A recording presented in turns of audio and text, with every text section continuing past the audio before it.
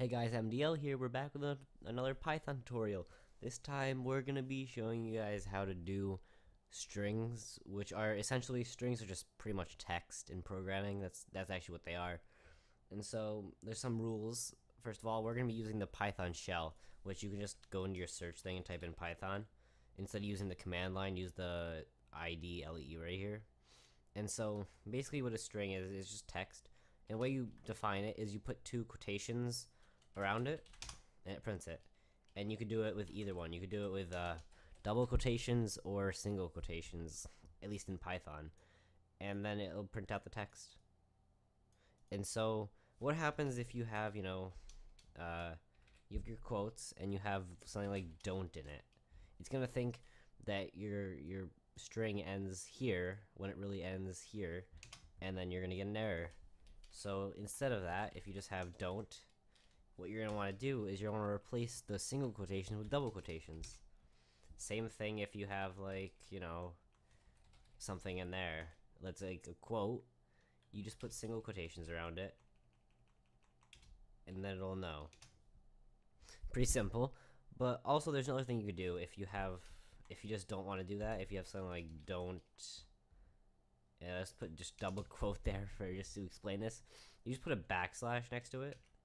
It'll actually cancel out what goes after it, and then it doesn't actually print the slash, but it basically a slash will cancel out the quotation here, which is pretty nice. And then also, what happens if you have something like C colon slash n backslash n in quotations? If you print that, it does not do anything. Okay, so we're actually use print for this one. Print. I'll explain print later. It's basically just the thing that you used. Print. So say you're trying to type in, I gotta put the other slash though. The user slash nn. You get an error. Error because I did it wrong.